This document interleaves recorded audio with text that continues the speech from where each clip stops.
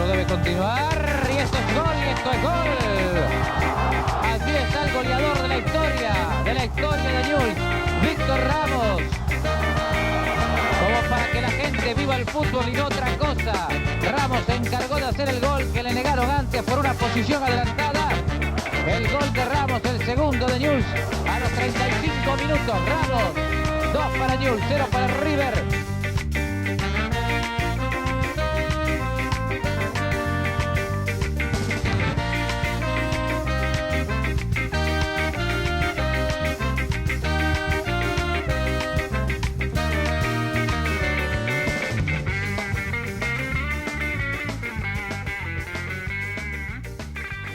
Nos encontramos en una nueva edición de Viejos Muchachos TV. El turno de hoy es un honor para mí poder entrevistarlo. Es el máximo goleador de la historia rojinegra.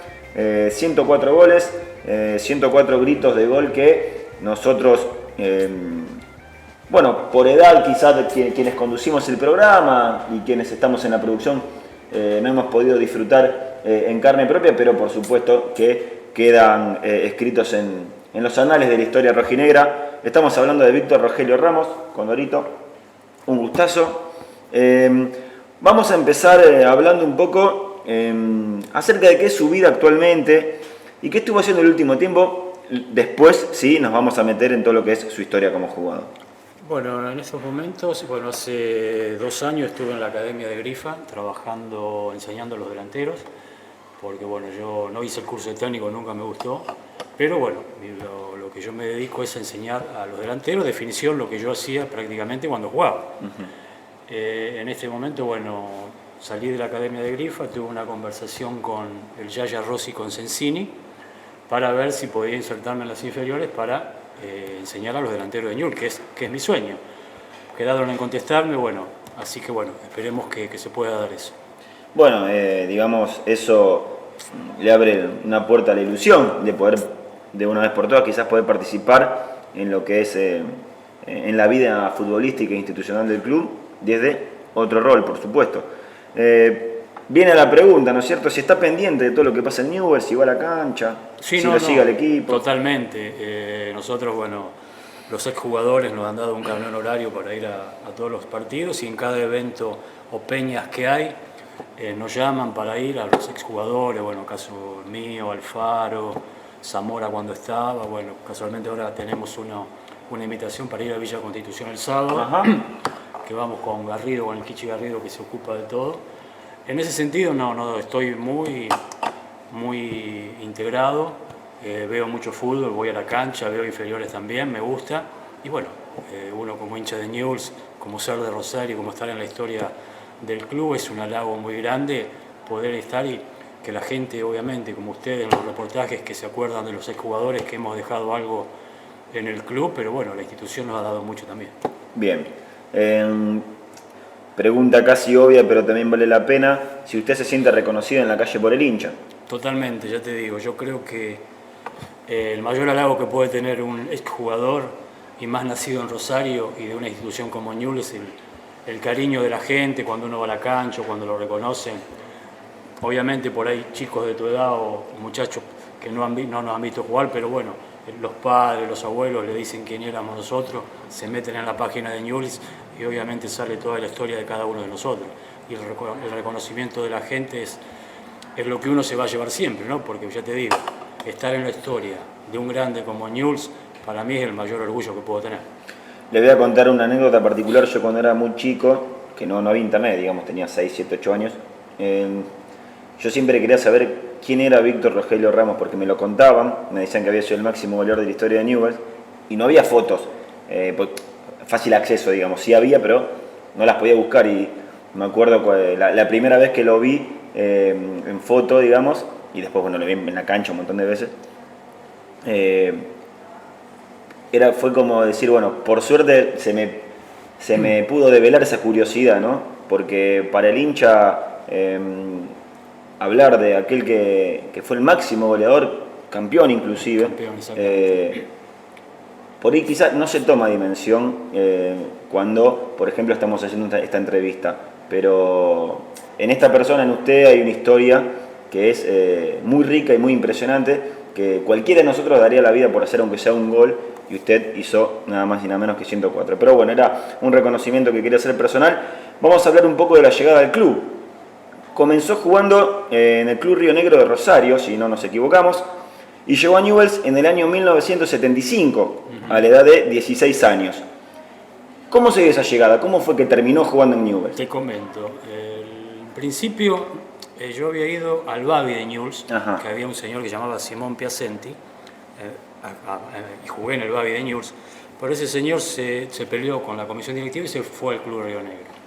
Entonces nos llevó a todos los chicos al Club Río Negro. En ese momento yo jugaba de 5, yo no era delantero, yo era un volante con muy buen panorama, pero no era delantero. En ese momento salimos campeón en sexta división, en Rosarina, en el Club Río Negro, y le ganábamos a Central, lo goleamos a Newell's. Y en ese momento Grifa y Eduardo Bermúdez eran los que encabezaban todo el proyecto de Newell's. Entonces, ¿qué? Nos compran a Ricardo de Magistris, un número 4 que después jugó en la primera Newell's, a Juan Simón y a mí. Y pasamos a Newell's. Entonces ahí empiezo toda mi carrera en Newell's. Yo empiezo en la cuarta especial en Newell's y tampoco era delantero, jugaba de número 10, que en esa división era el técnico era Eduardo Bermúdez. Lo que pasa es que yo era un 10 con mucho gol. O sea, un volante con mucho gol. Y ahí comienza toda mi carrera en divisiones inferiores. Que, digamos, se había visto, entre comillas, trunca cuando era muy chico, pero después tuvo la revancha más de adolescente. En inferiores comenzó, como usted dice, jugando de 5, y hay una anécdota, o se recuerda que Grifa, puede ser que usted le haya dicho que tenía panorama o tenía ciertas virtudes para poder jugar de delantero. Si fue así, si ya se veía condiciones usted para jugar de 9, si usted creía que podía cumplir esa función, ¿no es cierto? Porque era una responsabilidad importante. Era muy difícil. Mira, yo te comento cómo es el tema. Yo era un volante ofensivo, como se dice ahora, un mediapunta, digamos, con mucha llegada y hacía muchos goles. Pero no, nunca había jugado de delantero, jamás. A mí, yo tenía, no temor, pero o sea, yo era un volante con mucho manejo, salvando la distancia, era, ya te digo, después cuando vos pasás como delantero perdés totalmente el manejo porque estás en otra función. Claro. Pero a mí el que realmente me pone de delantero es Judica. En un partido de primera, porque yo hasta en reserva salí goleador jugando el número 10. Un partido, Judica, concentrábamos en el Hotel Imperio, el titular era Santa María, se pelea con José, con Judica. Entonces en la charla técnica, yo estaba ni enterado, da el equipo y me nombra a mí de delantero con Yasalde, con Chirola Yasalde. Yo abrí los ojos, obviamente, porque nunca había jugado delantero. Entonces termina la charla técnica y voy a hablar con Judica. Me dice, usted no se haga problema, el que corre el riesgo soy yo. Si usted no hace gol y anda mal, el problema es mío. Jugábamos con Talleres de Córdoba. A mí me marcaba Tarantini, que jugaba en Talleres de Córdoba. Bueno, hice 2 goles ese partido. Y de ahí, bueno, ya quedé como delantero. Ahí empezó. Ahí empezó. Por ahí la confianza y la capacidad de Judica en ver algo que ni hasta usted mismo por ahí veía. Que no lo veía porque ya te digo, yo entré con temor ese día a la cancha. Pero él me dijo que, o sea, me tranquilizó cuando me dijo que toda la responsabilidad, si salía mal, era de él. Pero y de último usted volvía a la posición natural. Exactamente, bueno, y de ahí nunca más salí. Ahí quedé como delantero. Y si bien, obviamente, esa posición de centrodelantero la descubrió más de grande, podría decirse, hasta inclusive profesionalmente. Profesionalmente, exacto. ¿Qué centrodelantero empezó a ver o si tiene alguno de referencia, si le gustaba? Mira, yo de chiquito siempre yo admiré mucho, yo te digo, Oscar Mas, que jugaba en River. Sí, sí. Pero no era 9, o sea, él jugaba por todo. Yo admiraba mucho porque chiquitito todo y los goles que hacían no terribles. Después tuve la suerte de ver mucho a Bianchi en la parte de definición. Y yo aprendí mucho, yo miraba mucho y lo estudiaba mucho y como él yo creo que había muy pocos delanteros que definieran. Y después, bueno, tuve la suerte de, cuando voy a Francia también, de tener a uno que me enseñó mucho, que fue Deli Onis, que acá no jugó mucho, pero hizo 299 goles en Francia. Terrible. Y yo lo tuve como, cuando yo voy a Francia, él era, como yo lo hacía en la Academia Grifa, enseñaba a los delanteros. Y yo ya de grande aprendí muchas cosas también. Por eso yo digo que siempre el delantero nace, ¿no? El goleador nace, pero se perfecciona también. Y yo estudiaba mucho los arqueros también. Yo lo estudiaba mucho, cosa que ahora no se hace mucho. y nos quedábamos después de cada entrenamiento a trabajar en trabajos de definición, cosa que ahora tampoco se hace mucho, ahora, que es un trabajo que se tendría que hacer para los jóvenes que llegan a primera. Justamente se me venía la pregunta a la cabeza. Primero preguntarle cuáles eran sus principales características como jugador. La pregunta también venía si la definición se practica mucho o es algo que se viene adquirido, ya lo contestó. Pero a la pregunta de cómo se definió o cuáles eran sus principales características, sí, al momento del mano a mano, usted por ahí tenía ya un patrón común de cómo definir, por ejemplo, apuntarle al palo sí. Cruzado, o por ejemplo, delanteros recuerdo que han dicho que le apuntaban a la cabeza del arquero, total sabían que apuntándole ahí iban a salir para alguno de los dos costados. No, yo lo mío era totalmente diferente, yo te digo, yo era, como viste la pregunta anteriormente, las condiciones que yo tenía que yo era muy rápido en el área. Ajá. Y manejaba las dos piernas. Yo de zurda o de derecha no tenía ningún problema. Y a pesar de mi estatura, cabeceaba muy bien. O sea, yo me anticipaba mucho al defensor. Y cuando yo entraba al área, cosas que yo creo que la mayor virtud de un delantero es la frialdad. Mirar, porque vos siempre cuando entras al área tenés un segundo más que el defensor. Porque vos sabés lo que vas a hacer, el defensor claro. Y el arquero no saben. Claro. Y yo siempre apuntaba a los palos. Vos fíjate los goles de Messi, cómo son. Todos al ladito del palo. Y siempre con los ojos abiertos. Totalmente. Y mirando al arquero. Totalmente. Porque por ahí se ve mucho el jugador que en el mano a mano se abatate y le pega el fierrazo fuerte a ver a dónde va la pelota, pero como usted dice, ¿no? Los grandes goleadores por ahí es algo común que se ve que siempre se apuntan a los palos, a excepciones de algunos que bueno elegían otra manera, como por ejemplo Batistuta, que te rompía el arco. Por eso son otros estilos, yo te digo el mío cómo era. Y también no dejar nunca una pelota por perdida. Porque la mayor cantidad de goles son por errores de la defensa o de los arqueros. Vos fíjate los rebotes que dan los arqueros, por ahí el delantero se da vuelta y le rebota al arquero, y eso se enseña, y eso se practica, y eso son repeticiones que se hacen. Por eso yo siempre digo, las repeticiones que se hacen después de los entrenamientos. El delantero en los partidos tiene 3 o 4 ocasiones de gol siempre. Una tiene que ser. A mí el que me gusta mucho es Nacho Escoco. Vos fíjate que Nacho Escoco no es un 9 de punta. Nacho Escoco es muy hábil con la pelota, atrás, sí. Pero le pega muy bien a la pelota también. Lamentablemente él ha tenido lesiones que, bueno, no le han dejado rendir. Pero a mí esa clase de delanteros me gusta. Que saben con la pelota, que se anticipan. Más versátiles. Claro. Y el contraanticipo ofensivo es para el delantero saber o conocer al que le va a tirar el centro, o el que le va a dar la pelota. En el caso mío yo he tenido muchos grandes, lo he tenido al Mirón, lo he tenido al Faro, lo he tenido al Tata, que eran jugadores que me conocían a mí, yo los conocía de ellos. Y eso es fundamental para un delantero. Y usted, digamos, si bien la historia luego indicó la cantidad de goles que hizo, pero en el presente, en el momento que usted era jugador, ¿sentía esa presión, esa responsabilidad de que usted era justamente la persona que debía hacer los goles? Newell's iba a jugar para que usted haga los goles. ¿Se siente en el delantero esa responsabilidad como así se puede sentir en el arquero, por supuesto? Pero hay ciertos puestos claves en el fútbol y el 9 es uno de ellos. Es decir, si el 9 no hace goles, por más de que aporte mucho al equipo, por ahí en la opinión popular no está jugando bien, se podría decir. Porque yo siempre digo, si vos jugás un partido bárbaro, un delantero, no marcaste, vas a tener 5 puntos. Si no la tocaste en todo el partido y hiciste un gol, tenés 9 Exactamente. Puntos. O sea, la presión siempre la tenés.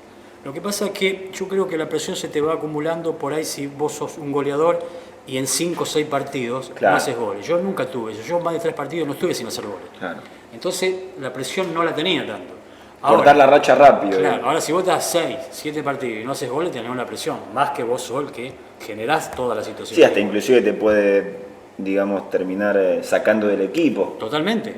Por eso te digo, yo soy de una base. Los goleadores no lo tenés que sacar nunca.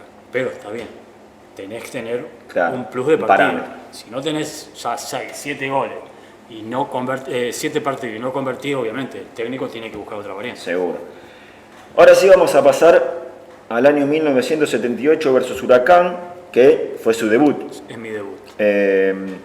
Bueno, ¿qué recuerda de ese día? ¿Con qué jugadores importantes le tocó compartir? Si se acuerda, ese mismo partido. Sí, me acuerdo. Y el técnico fue el Gitano Juárez. Usted tenía 19 años. 18. 18 años. Cancha de Huracán fue. y el Gitano Juárez era el técnico. Y bueno, imagínate, los jugadores que había eran Carrasco, el arquero, Rebotaro, Capurro, el Chivo Pavoni, Alfaro, Berta, Gallego, Tremendo jugador. Rocha. O sea, yo era un chico que recién me insertaba, o sea, era bastante imponente, y más la calidad de jugadores, que aparte del respeto que uno tenía que tener. Sí, me acuerdo perfectamente ese partido. ¿Y cómo le fue ese partido? Perdimos 1-0 ese partido. ¿Y usted cómo se sintió? Y, ¿Feliz por el debut? No, feliz por el debut, ya te digo, pero bueno, por el resultado obviamente no me favoreció, pero ya te digo, era debutar en la primera de Newell's, era un sueño grandísimo. Sin duda.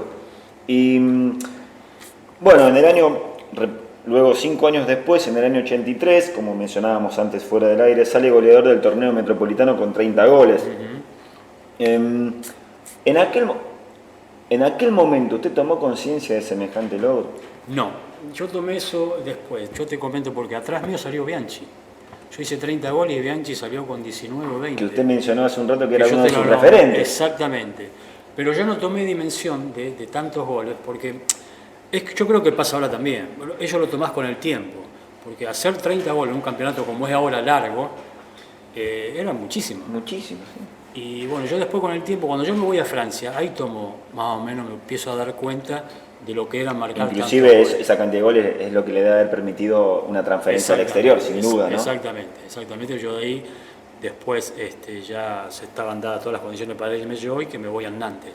Pero no, después con el tiempo tomé la validez de lo que eran hacer 30 goles en un campeonato. Y a nivel nacional usted se sentía reconocido, se sentía importante, mantenía la humildad, el grupo se lo hacía saber, porque era el goleador nada más y nada menos de un equipo tan importante como Newell's, que, bueno, en los años venideros iba a venir su época de esplendor, por supuesto. No, mira, o sea, yo siempre tuve una característica, yo fui muy humilde, por más que, ya te digo, haya hecho tantos goles, aparte el grupo era muy bueno, y, o sea, yo sabía que era el referente, el que hacía goles, pero había un grupo muy unido, éramos todos casi de inferiores también. Claro. Nos conocíamos mucho y ya te digo, después con los años tomé conciencia de lo que era estar en una institución como era Newell's y después a nivel mundial como se hizo después, ¿no? También una pregunta que me quedó pendiente, digamos, cuando usted llega a Newell's con 16 años, imagino que obviamente tenía la primera división en el horizonte cercano, pero de chico siempre soñó con ser futbolista profesional.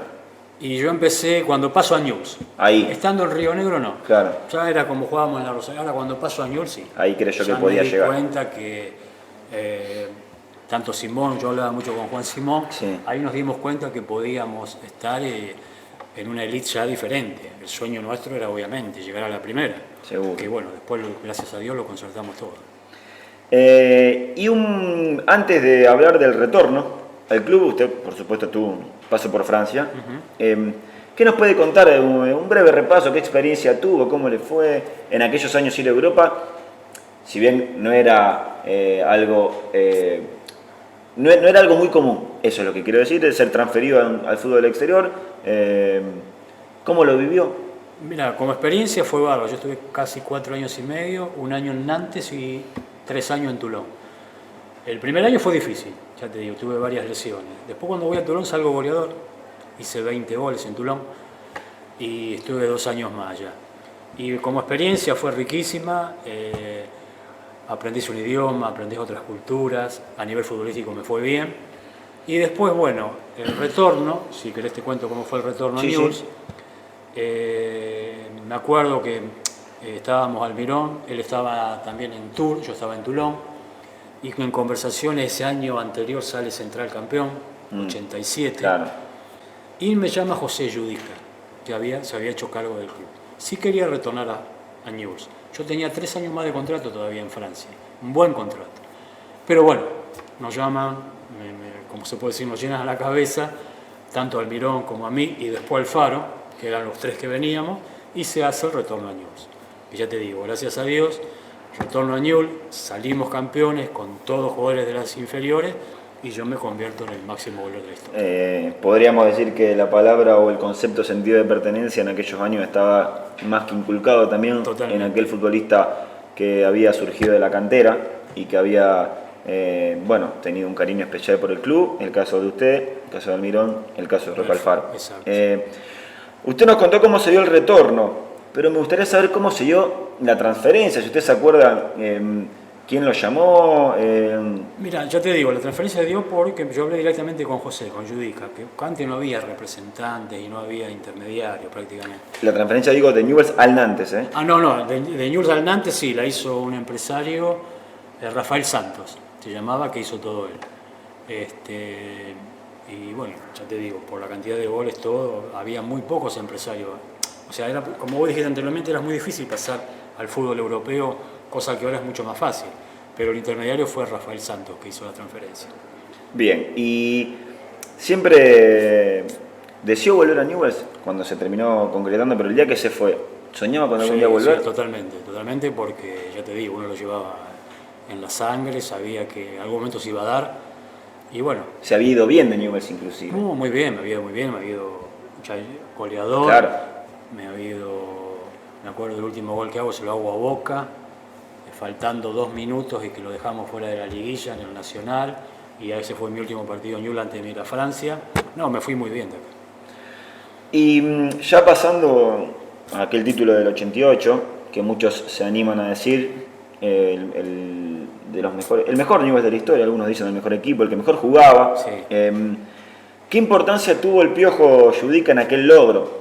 Muchos siempre lo reconocen como ese conductor que, bueno, logró algo casi imposible en el día de hoy, que es conformar un plantel plagado de todos jugadores de las inferiores del club. Mira, el mayor mérito fue de él, ya te digo. Después, obviamente, los jugadores, había jugadores de indudable calidad, ¿no? Porque, bueno. Y el mayor mérito fue que éramos todos de la cantera, todos de inferiores, surgidos. Y que había una humildad, y al que le tocaba quedar afuera no ponía mala cara, sino que tiraba para adelante.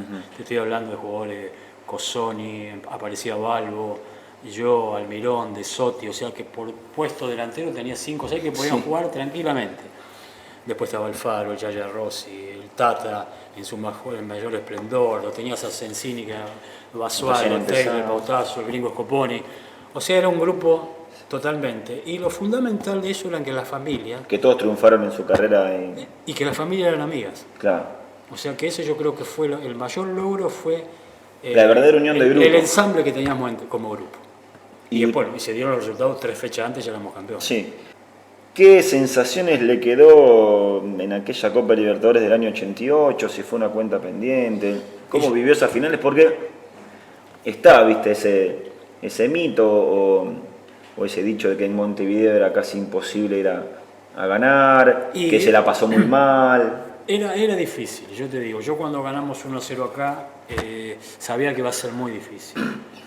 Nosotros vamos a Montevideo y ya el ambiente sabíamos lo que iba a ser, porque prácticamente fue una guerra eso. ¿Había nerviosismo? Había, no la palabra miedo, pero ustedes se sentían un poco desprotegidos yendo... Y lo que pasa es que cuando entramos a la cancha, o sea, anteriormente nos dijeron que a la hinchada de Newell's le iba a separar, lo pusieron en grupitos directamente, y bueno, cuando entramos a la cancha nos dimos cuenta de lo que era, porque era todo de Nacional de Montevideo, aparte grupitos donde estaban los familiares nuestros dispersos por todos lados, y era un ambiente bastante hostil. Había preocupación.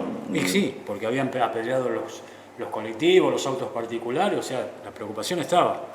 Y ya te digo, con un gol de diferencia era muy poco. Claro, era un buen equipo de Nacional también. Era muy buen equipo, O sea que no, sinceramente el triunfo de ellos no se puede decir nada porque fue totalmente viable y nos ganaron muy bien. A pesar de los factores externos que pudo haber habido. ¿Usted cree que el árbitro en aquel partido... No, nada que ver. No, dirigió yo creo bien? que no fue.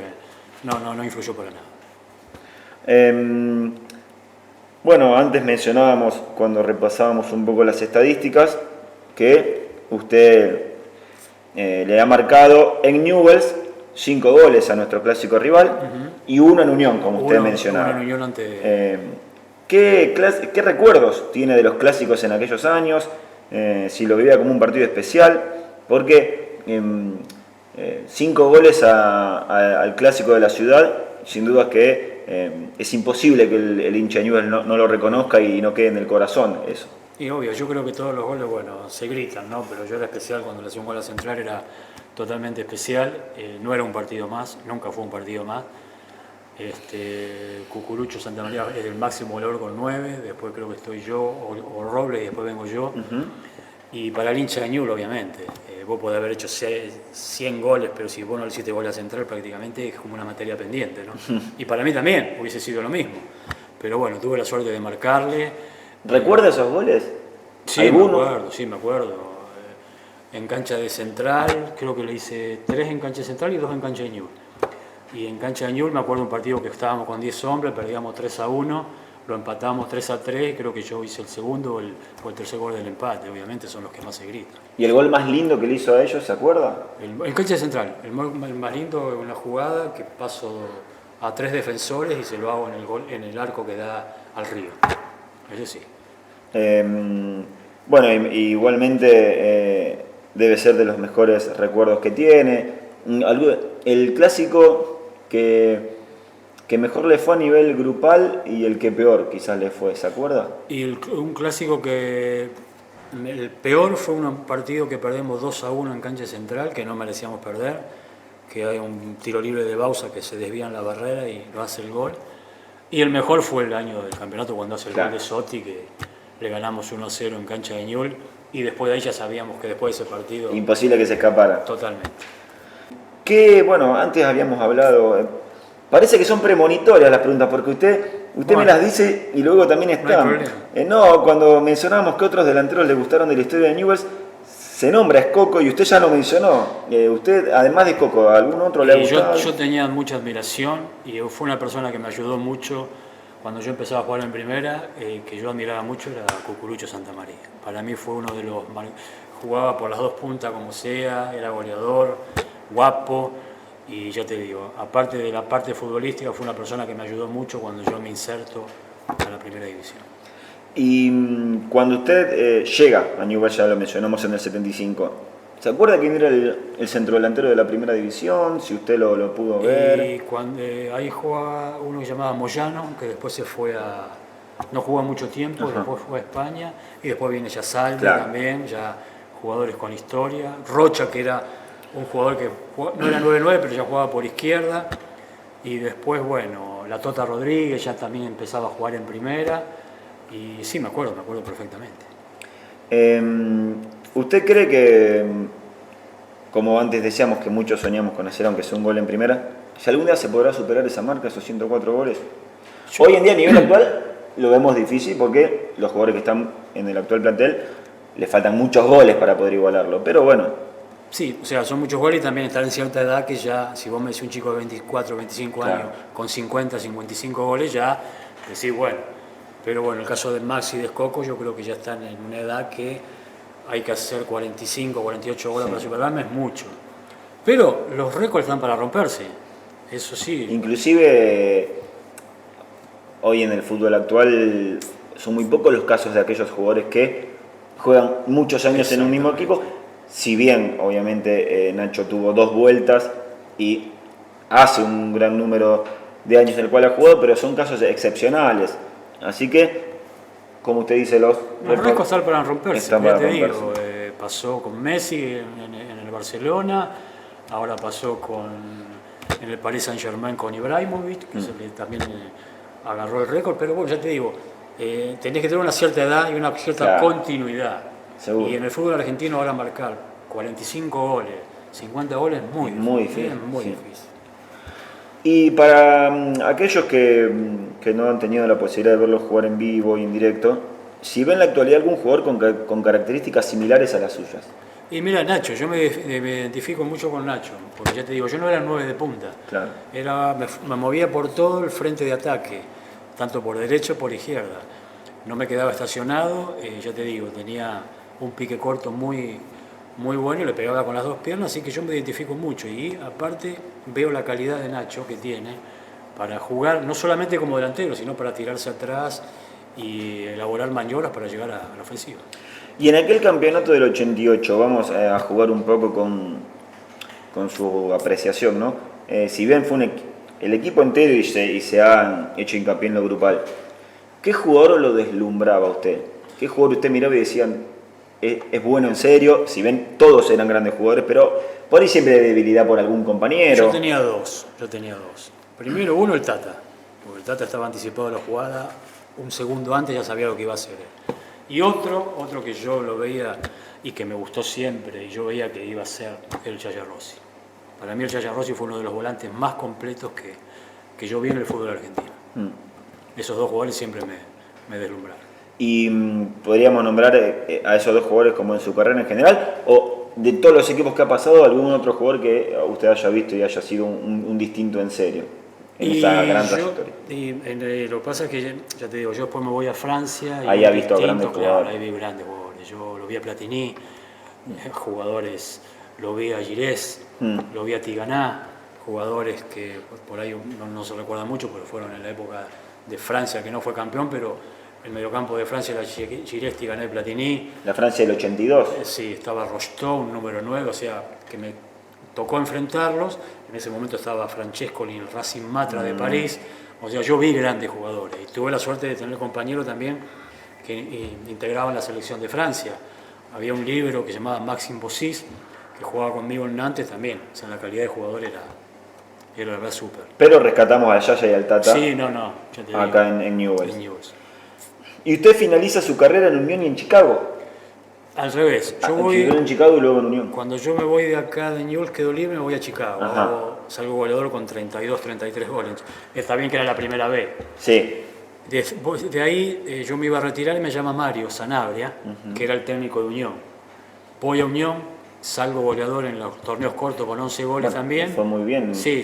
Y en el 93 yo me retiro. Ya con 33 años yo me retiro. ¿Por qué esa decisión? ¿Cómo se dio ese retiro? Y lo que pasa es que yo estaba muy lejos de mi familia también. Había estado un año en Buenos Aires solo, un año en Santa Fe, tenía mis hijas muy chicas, entonces bueno. ¿Le quedaba igual resto físico para seguir jugando? Pero me quería retirar bien. Me retiro bien en Unión, con cierta cantidad de goles también, y bueno, tomé esa decisión y gracias a Dios me fue bien. ¿Le costó dejar el fútbol? No, porque ya me venía preparando. Sabía que se tenía que dar. Lo que pasa es que me costó cuando iba a la cancha, en la previa, la gente, cuando yo ya no estaba ahí adentro, porque lo más lindo es la previa, claro. Cuando vos entras a la cancha y ves todo ese marco. Y cuando entras a la cancha y empezás a jugar, distinto, pero vos cuando entras a la cancha, el jugador, y ves todo ese marco de la hinchada, agitando las banderas, eso es lo que por ahí me afectó mucho. Claro. Y después ya me quedó, el reconocimiento de la Seguro. gente y estar en la historia de un grande como Newell's. ¿Qué hizo inmediatamente después de retirarse en aquel año 93, 94, esos años venideros, luego de ser jugador? Bueno, ahí yo me asocio, que no fue una etapa muy buena, con un representante de acá, que no voy a dar el nombre, donde no me fue bien. Después me retiro, me voy a un campo que yo tenía en Coronel Suárez, donde yo era, me dedico ahí y después, bueno, ya te digo, vuelvo a Rosario, pongo un negocio de venta de artículos descartables. Y después, ya te digo, me alejo del fútbol un poco hasta que vuelvo en la Academia de Grifo. Claro. ¿Y tuvo oportunidad de trabajar, primero, si pensó en ser alguna vez entrenador cuando dejó el fútbol? No. ¿Nunca creyó que podría No, porque dedicarse? yo creo que un buen jugador no siempre es un buen técnico. Y yo creo que no estaba capacitado para ser técnico. Ya te digo, sí para enseñar. Sí. Enseñar a los delanteros, sí. Pero yo creo que hay que tener una personalidad muy fuerte para ser técnico, más acá en Argentina. ¿Y tuvo oportunidad de trabajar en el club? Si bien lo mencionaban fuera del aire, pero... No, porque después está la época de López. En la época de López prácticamente no trabajaba ningún exjugador. Y bueno, después, en la época ahora que agarró Lorente, tuve algunas conversaciones, pero las más firmes que tengo ahora, ya te digo, con el ahora, que si Dios quiere, espero, ya te digo, que para mí sería el sueño poder enseñar a delanteros, ya te digo, de las inferiores de Newell's. ¿Y tuvo algún encuentro, por la importancia que usted significa en la historia de Newell's, con otro, sino el gran ídolo, con Marcelo Bielsa? ¿Tuvo algún encuentro alguna vez? ¿Lo conoció de joven? Sí, yo jugué con él. Claro. Además que sí, lo conocí, tengo una muy buena relación con Marcelo. Él prácticamente después jugó 2 partidos en primera y se retira. ¿Cómo era como jugador? Cuéntenos un poco. No, él era muy rústico, era un jugador un número 2 que pegaba mucho. Y yo te cuento la anécdota. Después de un partido él dijo, no es para mí esto. Terminó de jugar, jugó, yo te digo. Digo, yo él dijo, yo voy a llegar hasta acá y no voy a dar más. Así que de ahí se empieza a preparar retirar, y gracias a Dios, porque fue uno de los técnicos más exitosos y el que yo admiro muchísimo como técnico y como persona. Porque yo pienso que como persona es intachable y bueno, como técnico ya demostró todo en Newell's y en todos lados donde estaba. Bueno, y un poco es una pregunta por ahí que sonaría como hasta incómoda por usted, preguntarle lo siguiente: si usted ha creído o cree que ha tenido el reconocimiento que se merece por parte del club, y si no cree, por ejemplo, que por ser el máximo goleador de la historia, que una tribuna, por ejemplo, debería llevar su nombre o alguna cuestión. Yo no creo, parecida. yo que no he tenido reconocimiento, sí. Yo creo que por ejemplo, a jugadores que no han hecho tanto, y no es por ser vanidoso nada, ¿no? No sé, a mí nunca me han hecho un partido de homenaje. Claro. Caso de Santiago Santamaría, que para mí fue un ídolo, cuando falleció recién le pusieron un nombre ¿cómo se llama? A una habitación del estadio. Yo creo, tribuna eso no, yo ya te digo, yo creo que la tribuna del Tata está totalmente bien hecha, la el nombre a Marcelo Bielsa también al estadio, pero bueno, otro reconocimiento yo creo que tenía que haber tenido. Y nosotros creemos que también, así que es mutuo el acuerdo. La pregunta también sobre en qué puesto le gustaría trabajar dentro del club está bien marcado, ¿no? Enseñándole a los delanteros de inferiores. Esperemos que se dé. Vamos a estar al tanto y usted nos va a contar. Totalmente. Vamos a tener la noticia. Y para finalizar, luego de un ping-pong, que hay un par de nombres, preguntarle qué significa Newell's en su vida. Por ahí es un tanto general la pregunta, pero está bueno las primeras palabras que se le vengan a la cabeza. Mira, en Newell's por ahí son palabras que suenan redundantes, ¿no? Pero es un sentimiento muy grande. Después de mi familia, es lo más grande que me pasó. Después de mis hijas, el nacimiento de mis hijas, que fue lo más importante en mi vida, es un sentimiento que llevo en el corazón terriblemente. Lo amo a Newell's, amo su gente, y ya te digo, el mayor reconocimiento mío es estar en la historia del club donde yo siempre fui hincha, de ser nativo de Rosario, y estar en la historia de Newell's Old Boys. Para mí es la mayor gratificación que puedo tener. Sin duda. Y ahora vamos a hacer un breve ping-pong previo a lo que va a ser la firma de esa pelota y la entrega, por supuesto, del portarretrato. El primer nombre que se viene, que traemos a colación, es el de Juan Carlos Montes. Juan Carlos Montes yo creo que también no ha tenido el reconocimiento que se merece. Fue el primer técnico campeón en Newell's. Yo lo tuve como técnico, a mí me dio muchísima confianza y ya te digo, tendría que tener un reconocimiento mucho más grande porque ya te digo, fue el primer técnico que sacó campeón a Newell's y en la cancha de Central. Así que ya está todo dicho. ¿El Piojo José Judic? El mejor técnico que tuve. Así lisa y llanamente. Mejor, lisa y llanamente. Gerardo Martino, el Tata. Un conductor, un estratega, una excelente persona y un amigo. Y aquí hay un cuarto, pero vamos a meterlos a los dos. Es decir, hay un cuarto y un quinto. El Yaya Rossi. El mejor jugador en el supuesto como volante que yo vi. Y Roque Alfaro. Roque Alfaro, su humildad, muy amigo, lo quiero mucho a Roque. Excelente jugador y una persona decente. Perfecto, Víctor. Hemos finalizado la entrevista. Vamos a hacer la firma de la pelota y la entrega del portarretrato. Ahí me van a acercar el fibroncito. Para que usted... en esta pelota están las firmas de todos los que han pasado por aquí. Y bueno, ahora va a quedar estampada la firma nada más y nada menos del máximo goleador de la historia. Así que no es... Acá. Sí, para nada... Por favor. Ahí está. Excelente. Y usted nos cuenta que en este portarretrato es en el año 81. 81, la tribuna antigua que daba al museo, camiseta sin publicidad. Sí, la verdad que es una foto hermosa. Bueno, los saludo con Berito. No, por favor, un gusto a mí. Gracias por tener estos gestos de ustedes para los jugadores que hemos dejado en la institución y para que la gente, bueno, en Newell's, aunque sea, reviva lo que ha dejado los jugadores. Sin duda que así será. Esto ha sido Viejos Muchachos TV. Haciendo zapping a las 3 de la mañana sin poder pegar un ojo me puse a ver un canal.